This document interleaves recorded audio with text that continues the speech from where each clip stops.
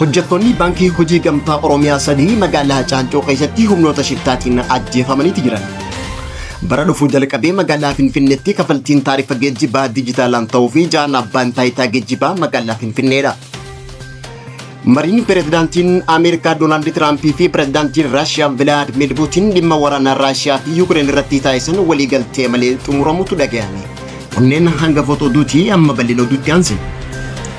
Hojjattoonni baankii hojii gamtaa Oromiyaa sadii guyyaa kaleessaa maallaqa baankii magaalaa Muloo irraa fuudhanii gara damee baankii hojii gamtaa Oromiyaa magaalaa Caancoo deemaa otoo jiranii aanaa sulultaa iddoo ganda dirree jaamutti saamtota karaa gubbaattiin ajjeefamutu dhaga'ame.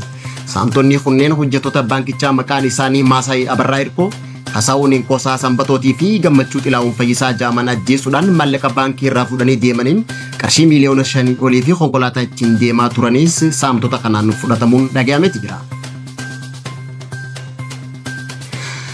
Bara dhufuu bara 2018 irraa jalqabee kafaltiin taarifa geejjibaa uummataa magaalaa Finfinnee karaa dijitaalaa akka ta'u murtaa'u abbaan taayitaa geejjibaa magaalaa Finfinneedha obbo Daanyaachaw Shifarraaf itti aanaan kutaa ramaddii hojii biiroo geejjiba magaalaa Finfinnee magaalattiin imala Smart City ta'uuf deemaa jirtu tumsuuf tajaajilaan waraqaa laatamuu irra tajaajila bilisaa ta'e kennuuf waajjirri isaanii hojjetaa akka jiru ibsaniiti jiru.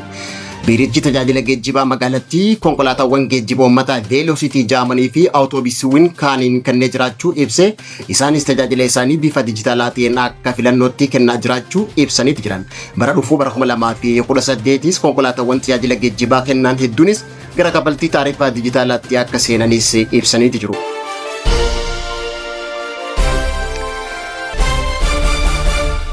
Yeroo pirezidaantiin Ameerikaa Doonaald Tiraamp fi Puutiin Alaaskaatti mari'ataa jiranitti Raashiyaan diroonii 85 ol Yuukireen irratti dhukkaasutu dhaga'amee jira. Humnoonni qilleensa Yuukireen diroonii 60 takka qollifamuu beeksisuudhaan gam tokkoon nagaa jechaa lola eegalte. Gama kaaniin diroonii Yuukireen 30 mancaasuu Raashiyaan beeksiftee jirti. Marii Tiraamp fi Puutiin waliigaltee malee yoo xumuramu, mariin Tiraamp fi Puutiin waliigaltee malee xumuramus kan mufatan Puutiin ta'uu namni siyaasaa biyya Yuukireen Yaroslava Yurshiyan himet jira. Ajandaa marii nagaa yeroo deemaa jirutti ministeerri ittisa Raashiyaa Yuukireen gandoota lama to'achuu beeksisee jira.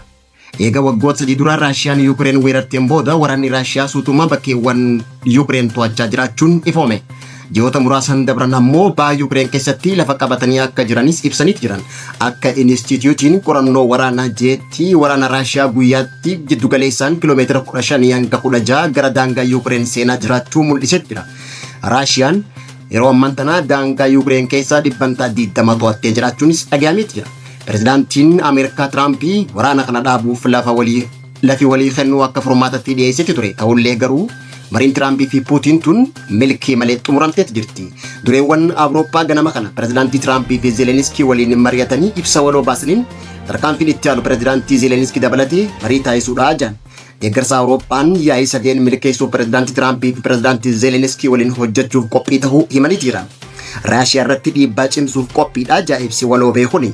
Nageenya Yuukireenii fi fedhii nageenya ijoo Awurooppaa mirkaneessu yeroon hojjannutti Yuukireen abdachuu dandeessi jechuudhaan kan ibsan ibsi waloo kun biyyoota Awurooppaa kun daangaa isii irratti kan murteessu Yuukireen ta'uu qofa murteessaniiti jiran.